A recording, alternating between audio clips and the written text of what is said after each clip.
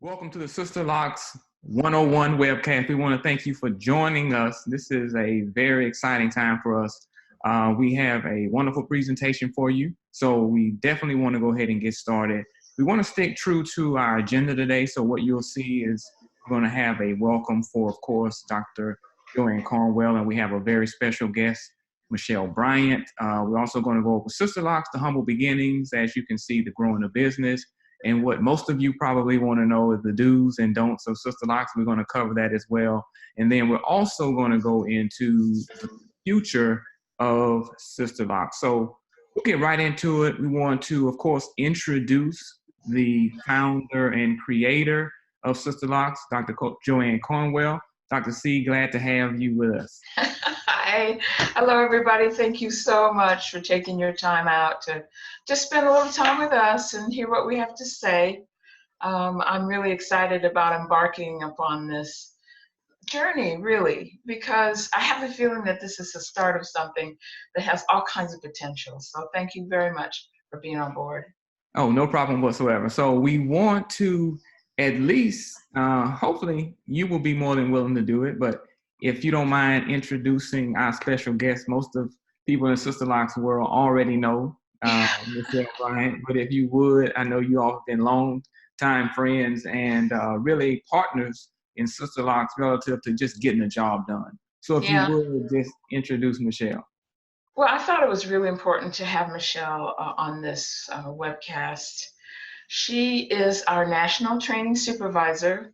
She is boots on the ground in so many ways, making sure our training program is up to our standards. And she's also the person who handles our outreach on a certain level. She deals with our praise and complaints. So she gets to speak to people when they're bubbly and happy about what they're going through. And she also gets to speak to people who are having issues with their consultants. And so she has just a wonderful perspective and a perfect personality for dealing with our customer service side. So I thought it was important, given some of the questions we have gotten and might continue to get, I thought that was important to get her involved. So Michelle, thank you so much for agreeing to be on this this webcast with us. Thank you. Yeah, Michelle, would you have anything you want to add? No, just that I'm really excited about this and moving forward with Sisterlocks in this, medium, so that people can get to see what's going on kind of behind the scenes and meet them as well. Yeah. Well, great. So we'll get moving with the humble beginnings of Sisterlocks. So, Dr. C, I know that has a lot to do with you. There's no way to cover this topic, so I hope we will, each time we do a webcast, maybe I can do an episode right. of our humble beginnings. Oh my God. When I hear that, humble beginnings, I want to laugh because it kind of sounds corny, but it is so true. I was one of these sisters who just was into hair. I mean, from the time I was 4, I knew how to do my hair, and no adult could touch it. Well, I couldn't stop them, but I didn't like it because I thought I had this, And I just, I was always a person that people went to, at home, in a neighborhood, at college, in a dorm room and stuff like that. So I've just always been steeped in the hair, but I never planned to have a hair business. So when it got to the point, with Sisterlocks, where I had my hair that way and it was attracting attention, and I also was a full-time professor, a young academic at the time. And, I had a life. I didn't see myself doing any of this, but it kind of found me and wouldn't let go. But I didn't know how to run a business. I didn't, all I had was, I'd come home and put my briefcase down, change my shoes, basically, and then I was, the hair doctor. But it was in my home. So I have an affinity, I think, toward home-based businesses because I was just using the resources that I had, in order to make this work for people who wanted their hair like mine. And so it started out very slow. Sisterlocks took off very, very slowly. I mean, it's like the first 5 years, it was like me and, Jania and, whoever else, Elaine and Yvonne, had maybe about 12 people. It took probably 10 years to get it going. So in the beginning, we had some decisions to make because the people who gravitated toward this, it was really life-changing. And so as we started taking it seriously as a business, we had to decide how we were going to do that. Were we just going to throw some tools in a box and sell it for, $199.99 and get paid, But we decided that we couldn't do that because we could tell that it was something magical and something that our culture was just screaming out for, our women specifically, that it was the answer to so many questions about, who am I? What am I supposed to be looking like? And is it right to alter my hair? And, why is it that I hate my appearance so much? And why does this embarrass me when people know that I have this type of hair? And just, everybody could feel what Sisterlocks was doing with those questions. And it was such a transformation for people that we knew we couldn't just throw it in a box. We knew that we had to educate people. We had to open this up as an opportunity for them to get more information. And then in doing that, we weren't going to make a whole lot of money. So it just was a home-based business for years and years and years. I have some pictures that you probably will remember. Yeah. Is it all right if I share? Please. Oh my God. You know what? This is the very first, this is like our coming out in San Diego. There's this, Maria Dowd ran this tour, African American Women on Tour, and that started in San Diego. This is her very first effort. And so I got a deal with her so that in exchange for a booth at her event, I would be put on the program and wouldn't get paid in order to introduce this idea of Sisterlocks. So yeah, this was everybody in the world who had Sisterlocks in 1993. This was the whole Sisterlocks universe. Now, don't get me wrong, we were promoting as though we were like, this is the end all and be all, right? Which we believed, of course, but there was only 4 of us at the time. Go back to the previous one because I want to just quickly tell you who those people are. The person a little bit to the left of me is my sister Carol. She's my very first client, bless her heart. She, what I did to her hair was not, was not even funny. But I was learning, And then next to her, to the extreme left, is a student of mine.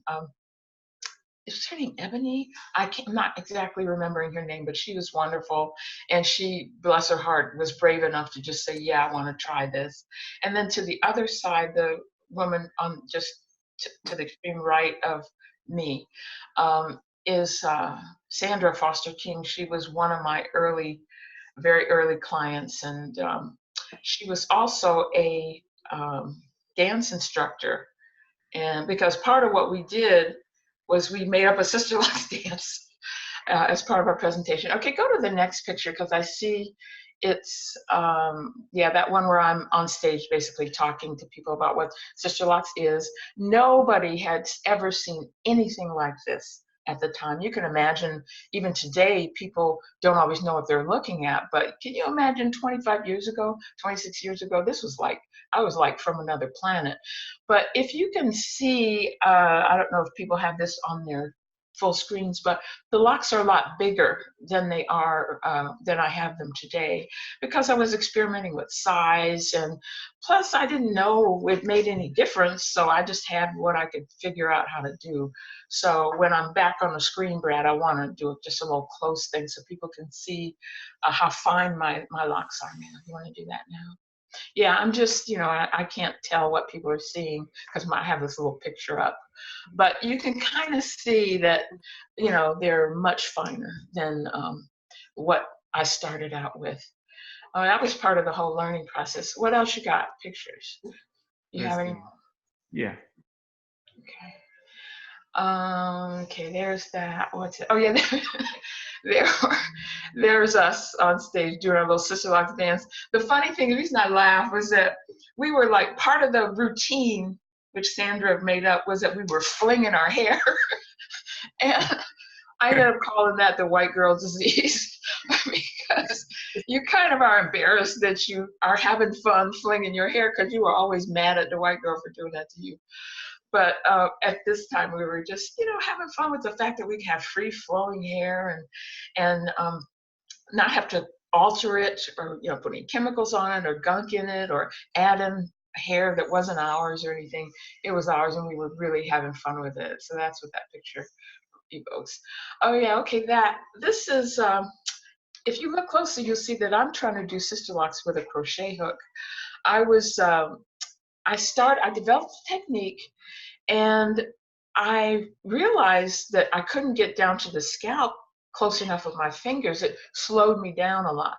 So I figured, well, if I had a tool, it would make the process, neater, more uniform, and faster. So this is a picture of me at the very beginning with the concept of a tool, but I had not developed any tools at that point. And that's why when people are using all kinds of hooks and whatever they're using out there, I identify with them because I did go through that phase.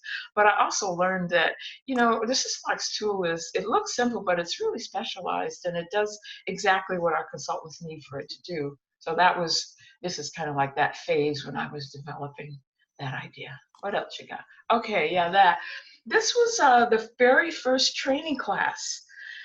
It was in Atlanta, and I believe it would have been in 94 or 90, probably 95, end of 95, maybe even the beginning of 96.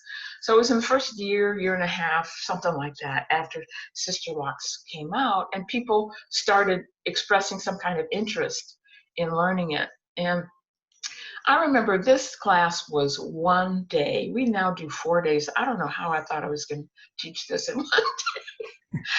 I mean, I don't know what I taught real fast or something.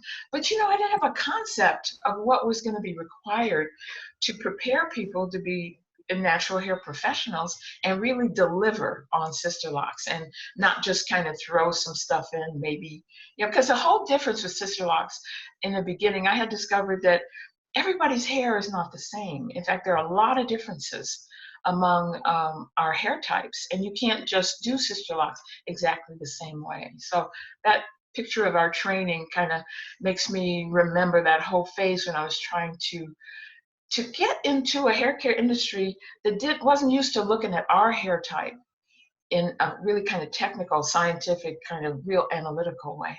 So I was definitely on the outside in the beginning. Yeah, so Doc, so that brings us to our next point, right? So the early and humble beginnings, I know people can definitely gravitate to that. And you're just now getting into what is next on the agenda, and that is, actually growing a business, young, gifted, and a Black woman. How was that process, to get through it? I know you had some, monumental legal challenges, around natural hair. If you could just talk about that briefly, and then, the power that Sisterlock not only, brings forward to just women in general, but, kind of what it was to you at its concept. Yeah.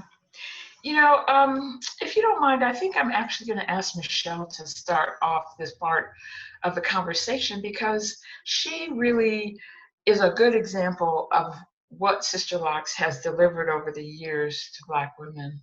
And that's been my major motivation, is to just kind of offer up something that will allow us to grab hold of, first of all, what we do better than anybody else, but also just kind of help us in our lives be more of who we can be. Michelle, do you mind just speaking to, how the whole Sisterlocks movement as a Black woman, how that fit into who you were and what you were able to do in your life? Absolutely. I started out, years ago as a braider, and I was discouraged from going into the hair industry. So you go to school, you get into corporate, and I wasn't fulfilled with that. So by the time I had children, I really wanted to focus on being home more. And I had my little small braid clientele. You know, we ate a lot of cup of noodles back then because it was seasonal work sometimes. But when Sisterlocks came along, I realized that it was something that spoke to my spirit as far as, you know, helping other women embrace and appreciate their natural hair, which, you know, back in this is in the 90s, and it wasn't as popular, you know, needless to say, as it is now. So I really found my place, so to speak. And being around Sisterlocks, when I met you and saw the inner workings of Sisterlocks back then, it was amazing to me. It was the first time that I had met a Black woman who had created something and developed a business around it that provided opportunities for women like myself. So I was in, you know, I was just like, this, I can lend some of my time and talents to help move this forward. I saw when I came to that first homecoming that the energy was just overwhelming, and I had no choice. That I found my happy place, so to speak. Besides the fact that I ended up with this wonderful head of Sisterlocks, you know, and all of the women that I was able to help in my clientele and with the Sisterlocks business has just been amazing. So I have to thank you for your vision. Oh, yeah. Well, you know, there's so many, you know, single moms or moms, you know, head of household or supporting their husbands or being able to be home with their children or being able to let go of a let's say corporate job that is not fulfilling to them personally, or actually as the years have rolled by and we've been able to add growth opportunities within Sisterlocks, I cannot tell you how gratifying that is for me. I mean, this whole thing is really a dream come true because I see how we as Black women flourish in all of that. So, you know, I just wanted to give you a chance to say what that was like for you. You know, this company is really a kind of bias for us company. And I wouldn't be doing it any other way. I really wouldn't. Yeah. Great. Well, Doc and Michelle, thank y'all so much for that input. And, you know, it means a whole lot to me because my wife is a Sisterlock consultant. And, you know, the great thing about it is that not only do you know, have Sisterlocks affected and improved, enhanced the life of, you know, my family, but at the same time, you know, I see the lives of the women that come into the shop and, you know, they really get a chance to see a reflection of themselves and each other.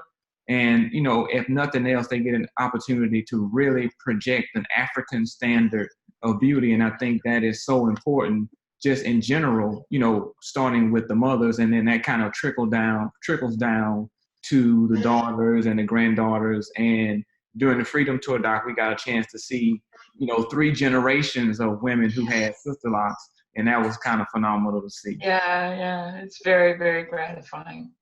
Yeah. Great.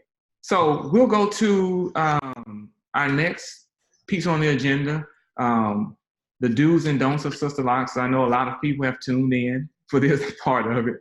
And what we can start with, I would say, is finding a Sisterlocks consultant. And I think that's extremely important because some people on the call are interested in finding a consultant, and then also some people are interested in the business opportunity. But for those people who are interested in finding a consultant, what are the first steps for that process?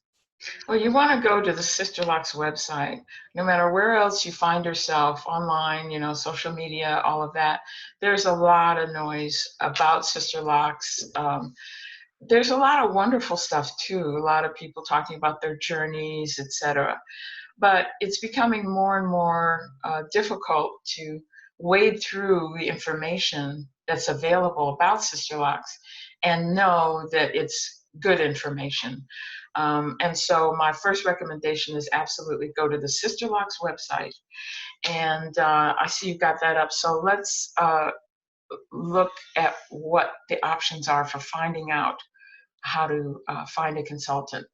You can just, most people by now know that we have registries, meaning that every 2 years our Sisterlocks consultants have to recertify, have to certify in the beginning in a 2-year period after training, and then they recertify every 2 years.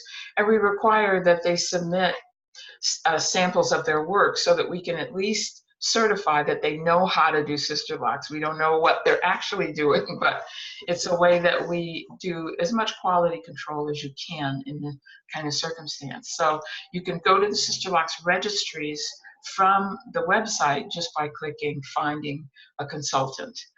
And then you will see that there's a very first thing in bold says do your homework.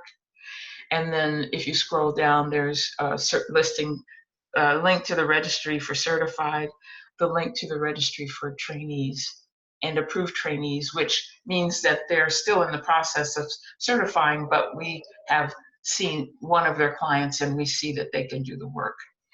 Now, if that's going directly to our registries, but if you'll go back to the homepage and then just scroll down right below the slideshow there and click on the Information Center button. Because there's an in-depth conversation about, finding a consultant. In the white background there to the left, the general info, there's a clickable item that says finding a consultant. And that's where you're going to get walked through on a detail level what you're looking for in a consultant and what you're looking for in the Sisterlocks process. And you'll notice that there are a couple of clickable links there. One is for an online information packet. It includes a description of what Sisterlocks are and what the Sisterlocks process should be. So you have a consultation, you have the locking session, and you have a follow-up visit. And so if somebody says they're a consultant and they're not offering it in the way that it's structured, you might ask yourself if that's really a good representative. And then that link that says finding a consultant or qualified trainee, that's the screen that takes you to the screen that we saw just a minute ago. But on your way to that, you can have a look at our information packet, which provides you, it's going to be, just a checklist type thing, so that you can ensure that you're going to somebody who really does Sisterlocks. So that would be my strong recommendation. Okay, perfect. So Doc, we have how to find a consultant, right? The first step. Second step, you spoke about a consultation. So what does that entail? Either you or Michelle can speak about that, the consultation. Michelle, do you want to take that one? Sure. A consultation is the most important step to, meeting with the consultant and getting more concrete information about what Sisterlocks is and what you can expect. And this is important. So potential clients should come to a consultation armed with their questions, be prepared to talk about their background and history, what they've done with their hair in the past. Of course, there are going to be questions that they've found from information on the internet, and we expect that. But we want them to be open to receiving an official consultation with authentic Sisterlocks information. So we use this time to dispel a lot of myths that they've come across. We actually educate them to explain why it's important that we do sample locks in their hair and that they wear them for a specific amount of time, minimal specific amount of time, so that we can analyze their hair when they come back and make some decisions on how to move forward with their locking process. So the consultation will involve an analysis of their hair, getting sample locks. We go over Sisterlocks product information, do's and don'ts. We encourage them to stay away from the beauty supply stores so that they are really investing in a system that is all inclusive of everything that they need to maintain the integrity of their locks moving forward. So that consultation is mandatory for a reason. Yeah. And you mentioned, people coming to the consultation with information that they've gotten in other places. Again, that's becoming more and more of a challenge. And, that's one of the reasons why we're starting to outreach to people directly so that they can make sure that there is a source of good information, accurate information.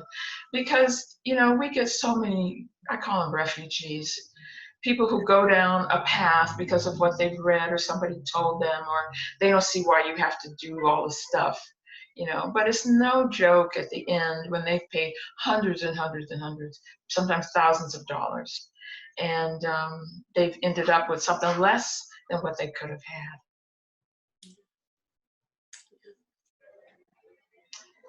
So now we're talking about the first steps to finding a consultant. We've gone up and we talked about that. That is sisterlocks.com, the website. We've also just spoken about the consultation, and Michelle, you talked about the importance of the consultation. Now we're talking about the install or the establishment. What should the new client, what should they be prepared for when it comes to that day of installation? Well, Sisterlocks establishments vary quite a bit in terms of how long they take, what size lock they're getting. The day of the establishment, which can be 2 days, or sometimes people will break it up to 3 days, right? But this is something that only happens after the process of hair analysis has taken place through the consultation, and the person living in their locks gets a feel for what it's like. The establishment day can be exhilarating. It's going to take a lot of patience because an accomplished consultant is going to take 8 to 10 hours, sometimes 12 hours easily.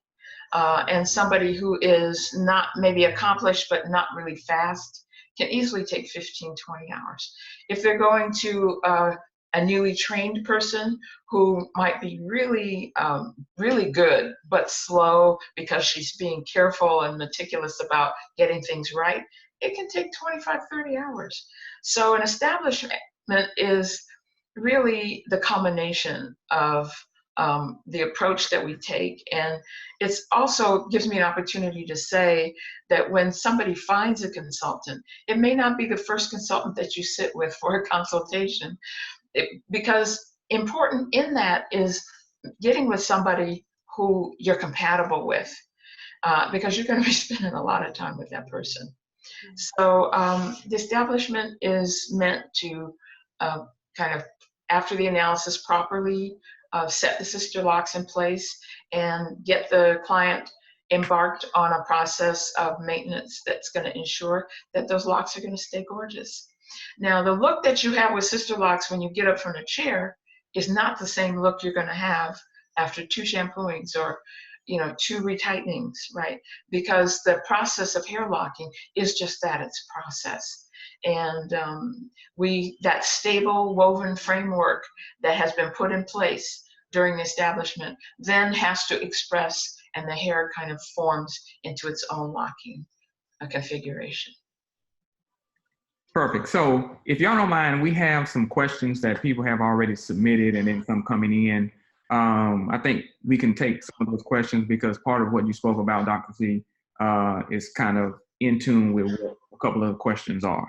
So the first question is, what are some anticipated hair scalp problems that may result from long-term wear of Sisterlocks? Well, there are no hair and scalp problems resulting from Sisterlocks properly done.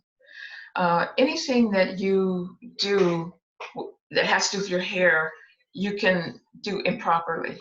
And it is common that when people they do things to their hair that creates long-term stress on the hair follicles, that's the type of thing that can lead toward problems with the hair and scalp.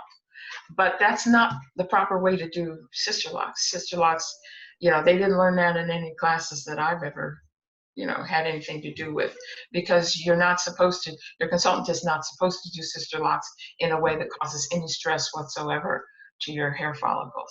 So if you have a consultant and you do a Sisterlocks, when she does Sisterlocks, it hurts, you need to revisit who you're going to, because that's not what's supposed to be happening. Now, that said, most of the issues that our women have with hair and scalp don't have to do with traction. Traction is one issue, but the majority of things that cause problems are things like medications, things like chronic, mineral imbalance in the system, the wrong pH, either the things that they're putting on their hair or some toxins that the hair is sloughing off. Those types of things, bad hydration, right? The hair isn't getting nourished, and you can't remedy hydration by putting oil on your hair or even by putting water on your hair. This is something that's systemic. So the vast majority of hair and scalp issues have to do with systemic issues, things that are going wrong with your system or medications that you're taking that have hair loss as side effects. That's Okay. That's a quick answer. The quick answer. Okay. Okay. Next one. I have had my Sisterlocks now for 2 years, and I am experiencing bunching in my locks. Yeah, that you shared that with me earlier, so I was able to pull together some pictures. So we'll show those now. The questions that we get and the questions that we hear online, see online and discussion groups and things like that, most of the time they're really good questions. The problem is that the answers don't always come from people who understand the breadth of issues that can come about. So when somebody talks about bunching, I want to just show these pictures. Bunching can happen in a lot of different ways. It can happen in the process of lock formation, which is what this is. In that case, you would not want to cut off that little ball, even though it might irritate people, until you're sure that what is happening above it is stable. Because if it's not stable, then it's just going to unravel. And the next picture is an example of, this looks like somebody who is mixing techniques, and they have a hair type that loves to lock. And so because the tip is loose, it has pulled into that segment in a real uniform way, but it's just not the same technique as what's going on above there. It looks like there's some kind of interlocking technique, or maybe even Sisterlocks technique, that was added on to something that was free forming. Now this is free forming in a real uniform way, whereas the next picture is not uniform. It's got a kind of a bulb on there, and it's kind of, and this you see typically when the person has Sisterlocks, but the hair is having a difficult time finding its lock formation, and the hair strands are fairly smooth, and so they're slipping over each other, and you get irregular bunching that's just lumps and bumps in a kind of irregular pattern. In the early stages, that can be corrected, and we teach our consultants how to do that. And did I add a couple more? I can't remember, Brad. Let's see what the next picture is. Okay, this is a hair type that has a strong coil to it. So you aren't going to see much bunching at all, though you may have issues with the locks, similar to what you would have if there were kind of lump matting type bunching situations. And then I'm looking for one other picture I might have included. Let's see. Yeah, that one. Okay. That's an example of the core of the lock. The integrity of the core of the Sisterlock has been compromised. And so the question is, what do I do with all these hair strands? Do I just let them find themselves, into the structure of the lock? Do I, repair that with my tool, or do I cut it off, right? So the point is, and the point of showing this in this conversation, is there's so many subtleties to what the hair can go through. And what people may be calling bunching can result from different things. Sometimes it's correctable, sometimes it's not. And so that always brings me back to the importance of finding a competent consultant who can identify problems early and come up with solutions if solutions can be had, and come up with the right solutions so that it won't negatively affect the integrity of the Sisterlocks. Great. So, Doc, we have a couple more questions. One, I have hair loss in the crown area. Is that a reason a trainee may use bigger locks in that area? Michelle, do you want to take that one? I'll take that one. This is something that sometimes is confusing to people, but if you have thinner hair, then we want to make the locks smaller in that area so that we give the illusion that you have, more hair and volume than you actually do. And typically it works out that way. When you make the locks larger and the hair is thinner, when the locks mature, you're going to have a lot more scalp showing than you would had you used a smaller parting size. Yeah. So that's something that is, a lot of times trainees especially may or may not fully understand that concept. But so now that's why we give information through this type of forum so that people know what kind of questions to ask. Yeah. Just to piggyback on that a little bit, people are afraid of locks being too small, and sometimes that's for good reason. But the consultant is the one who can look at the hair growth pattern and determine if the size of the lock is appropriate. Also, the locks can be really small and still have a lot of integrity to them. So, I'm going to grab a lock. I'm not sure if you have me on screen. I can't quite tell. Yeah. But that's really small, right? And there's nothing weak about it. It's definitely stronger than a hair strand because it's, 20, 40 hair strands, 50, I don't know. And from the very first day that I've started taking Sisterlocks on the road, people were telling me, you can't have locks that small. And I'm going, because they'll break.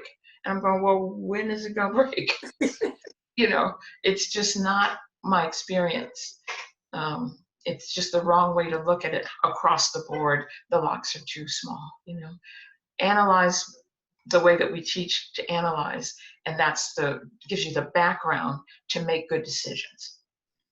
So I guess it's best to say that is the reason why it's important to go to a Sisterlock consultant on the website, one that has been trained and not someone that's random out in social media that they want to do Sisterlocks. Yeah, there are a lot of people, bless their hearts, who are creative and who are kind of riffing off of what I did. And I can't hate them, they're doing what they do. But the issue is that there are real consequences to jacking up somebody's hair. And unless they're on the website, then they're not current. And we have not been able to vet their work. Now, it's not a guarantee because we cannot supervise everybody who's out there doing Sisterlocks. So it is buyer beware. You have to use your smarts to know, if it feels right, if it's hurting, if they really did test locks so that you could confirm what they're telling you that they're going to do, But definitely that the registries are our best effort to make sure that you get people who are legit. Okay, Doc, last question. Suggestions on how to keep Sisterlocks from being dry. Well, you notice when I take that deep breath that this is not, questions seem simple, but they involve a whole depth of a perception about our hair, right? A lot of times we don't know what dry is for Afro-textured hair. Because we have expectations that it's going to look soft and luxurious, just like the white lady in the commercial, and that's not what this is. And our hair, when it's healthy and nourished, is not going to look like straight hair when it's healthy and nourished. So, I would say, embrace the Sisterlocks journey, which involves really looking at what your healthy natural hair looks like. And do that from the beginning so that you learn to recognize the signs. You're not going to have, unless you put, activator or whatever shines on your hair, you're not going to have glistening hair, You're going to have a subtle but deep luster to your hair. And it's really exquisite. So with words, I can't teach anybody how to tell if their hair is dry. what I can say is that the Sisterlocks regimen that includes shampoos that, first of all, a shampoo that aids the locking process to begin with. And then a maintenance shampoo that, depending on your hair texture, is going to be complementary in terms, especially in terms of its pH and the fact that it is aloe-based, which is an element that draws moisture to it and holds it there, right? Regular maintenance schedule, and not a whole lot else. We're really a less is more, we have a less is more approach, because real health comes from inside. And so if you have a balanced diet, if you're hydrating, if you're not doing things like specific medications that cause issues with the hair and scalp, then it's pretty much like any other level of health. Healthy hair reflects a healthy body. Michelle, do you have anything to add to that? I think that covers it. Stay out of the beauty supply store. A lot of us have a drying effect to our hair. No, that's we're just slathering it on and then try this and inside out. Yeah. It's really, we're really different as a company because we don't thrive on selling you stuff.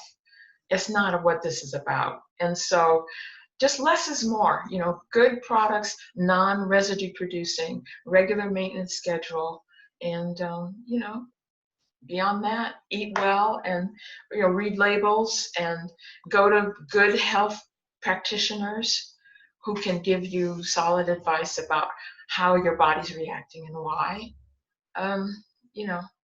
Hug somebody every now and then. Don't hate anybody. That's my formula. Right. Now, did you want to talk about the hair follicle any? I know we had that conversation before. Yeah, because when you talk about, I'll be quick about that because we're winding down. Let's show, I have 2 slides I want to show. Because hair health is, the hair strands are nourished from below the scalp. And there's so much involved in creating a healthy hair strand. It might be the sheaths that are those things that you see, the black part, which is the actual hair shaft, and the things that cup that keep it in place. And if they dry out or if they're inflamed, then they can swell up and pinch off the hair strands. There are things that nourish the hair, fat cells, capillaries, even muscles.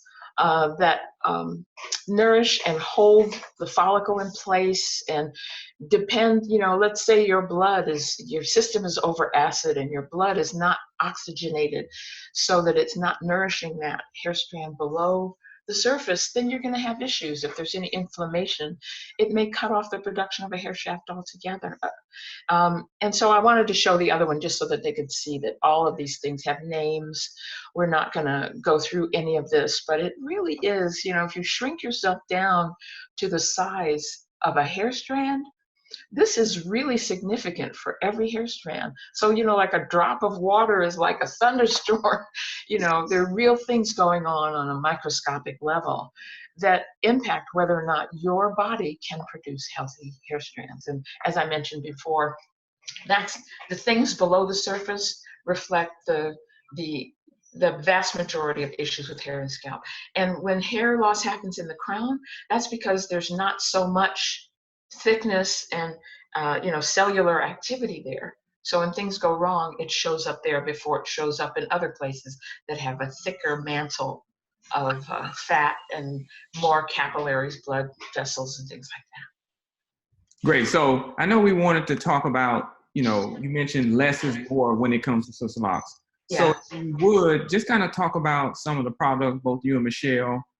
We can go to the website and preview some of that, and you can kind of walk somebody through that. Yeah, just if you want to go to the website and then go to the information center again, and then there's a item for products, and you want to go to the home page for the information center home, that very first one, and then in the white background area, that first column, Sisterlocks products, the third one down. There we go. Yeah. And Michelle, do you want to do a run through on the products as he's still slowly scrolling? Okay. So the first product that everyone is introduced to is the starter shampoo, and that is formulated to help the hair to actually start the locking process and counteract slippage or unraveling or any problems that you might encounter.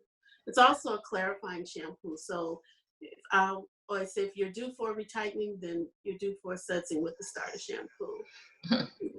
So the Salon Aloe is second generation shampoo choice, and the green tea also. So those have a little bit more conditioning agents in them. So this is after your hair is settled in. Always add products to your regimen based on your consultant's advice. Don't just, randomly go ordering something because your hair may not be far enough along in the locking process to graduate to those next phase products.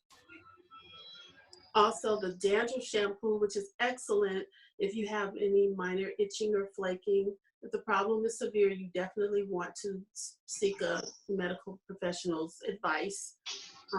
Moisture treatment and reconstructing conditioners are second generation. These are added to your regimen on the advice of your consultant, and both can be used as either a leave-in or a deep conditioner where you would leave it on, wrap your head maybe with a plastic bag or sit under the dryer for 15 minutes or so and then rinse out. Herbal spray moisturizer is excellent for drawing moisture into the hair. It gives you a little lift, for us product junkies that had a lot of things under the cabinet before. This is just something to add to your regimen that gives your hair a little bit more of a lift or adds more luster to your hair. Yeah, those are the main products. There's also a setting lotion and a couple of things that you can check out on your own at the information center. But again, less is more, and your beauty and health of your hair is to a large extent a reflection of what's going on in your system. Absolutely. Thanks, Michelle. Thank you. It looks like we have Brad. You're on mute or something. Yes, I was on mute. So here we go. So there's a protocol to everything that Sisterlocks you do. And in that, sometimes, and I want to say most of the time, all clients are very excited and happy about what the result that they get. And along the way, of course, it takes a lot of time and energy to get this done. So can you just talk about the relationship between the client and the home office, and how and what protocol they should use to really have a relationship with their consultant, and if there's anything along the way that needs to get worked out, what that process looks like? Well, the primary relationship is with the consultant. We are like, the university that gives somebody a degree, and then that person goes out and practices based on the knowledge they've gotten. So when issues come up, the person isn't going to go back to the university and say, I really love the work that they're doing, or I really hate the work that they're doing. I mean, it can happen that way, but there seems to be a high expectation that Sisterlocks is responsible for the quality of work of certain consultants. So that can be a problem. Because we're not responsible, we try to facilitate ongoing training when people have issues, and we try to mediate when clients and consultants have issues. But it's really important for the client to do their due diligence before they get involved and pay money, because we don't get a dime when they pay a consultant. They're hiring the consultant to do this work for them.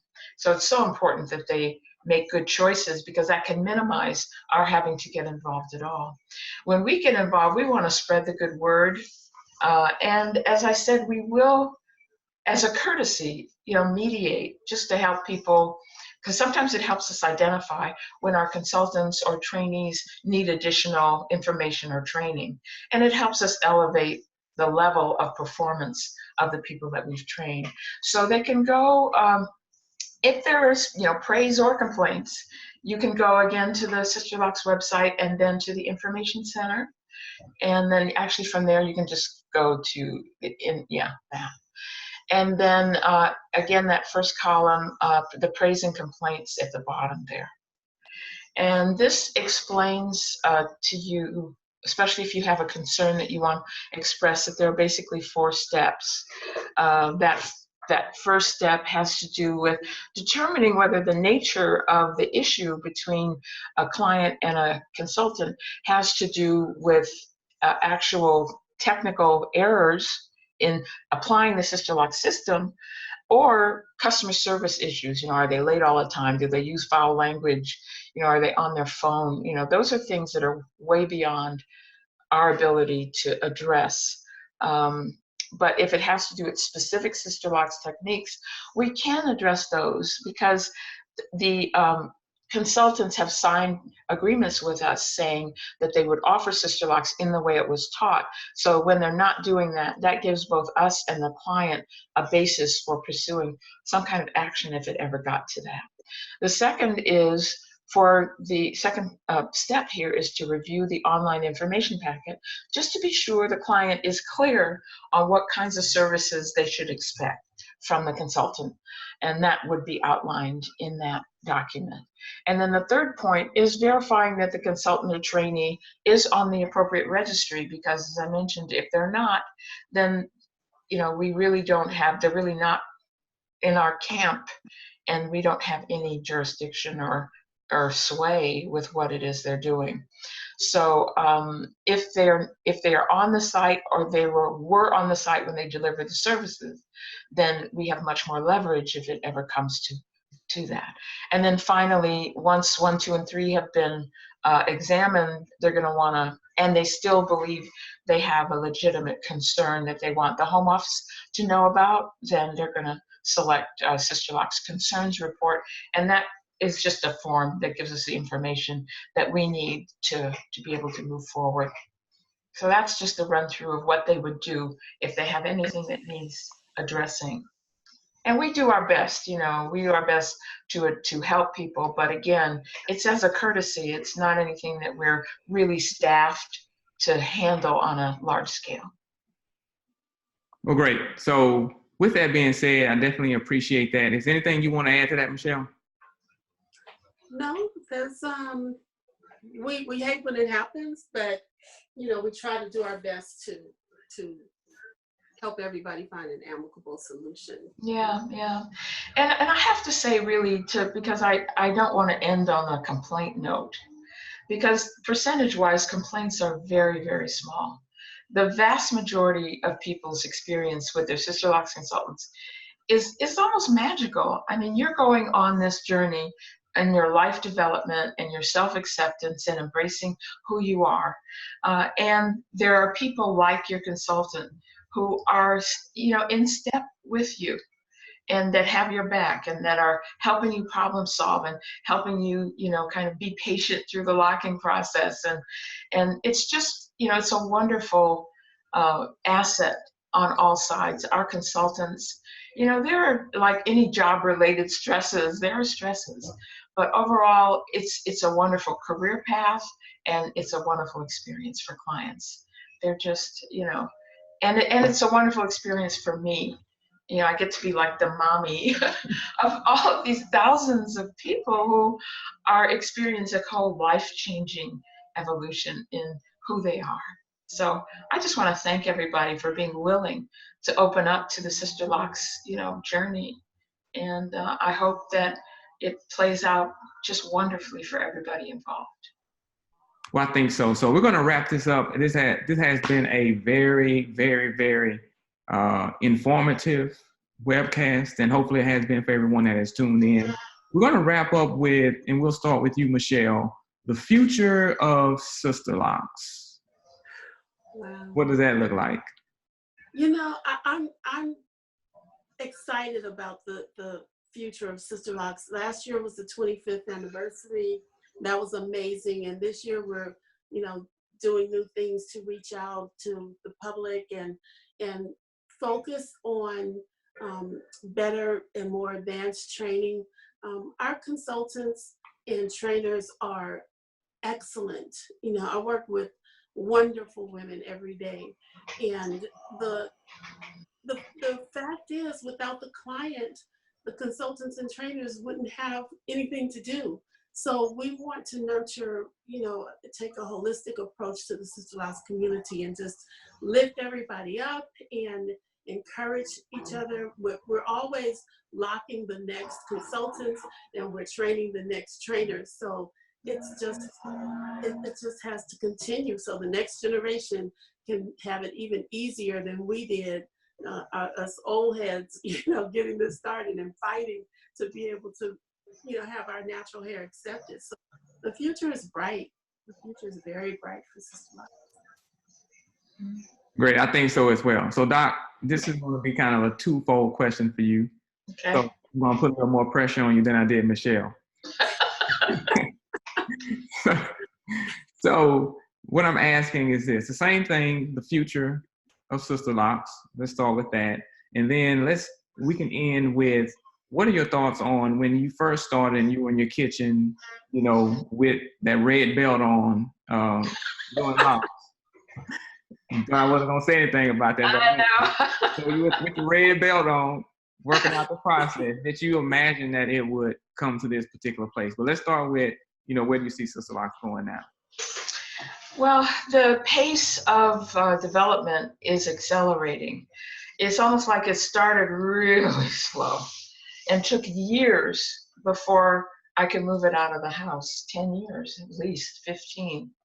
And most businesses don't even last that long, and then, being able to have a location and all of that. So, but as we've come through the years, the acceptance level has gone up, our ability to respond to people, has gone up, and the pace of growth is increasing. And I see that continuing to happen. It depends, however, on a kind of relationship of trust between the home office and the people that we train, and the people that we train and their clients, because it's that assures the future of Sisterlocks, not me. I can't ensure the future of Sisterlocks. It's people willing to preserve and protect the integrity of the Sisterlocks system, and who get it, who get that it's not just about throwing some knots in somebody's hair, that it really is allowing people to come into and be a part of your life journey. And that's an honor, and you have to be worthy of that. And that's how it's felt to me, is that, I'm trying to be worthy of what Sisterlocks is, and I'm going to continue to do that, so that's pretty much it for me. I'm just going to try to be worthy. Okay. And your thoughts on, did you foresee it growing to this place? Yeah, I did. Because of the way that this came to me. It came to me like fully blown. It wasn't something I thought, well, I could do this and then I could do that. It really kind of descended. I call it a calling. It's just a calling. It just hit. And my reaction, quite frankly, Brad, was, oh my God.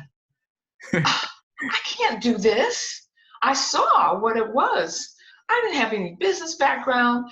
I'm an academic, right? I'm the snooty academic. I can't be doing no hair.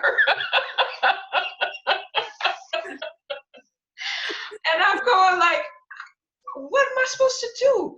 But I realized that I had to get good at this, because I had to do what was already kind of manifesting.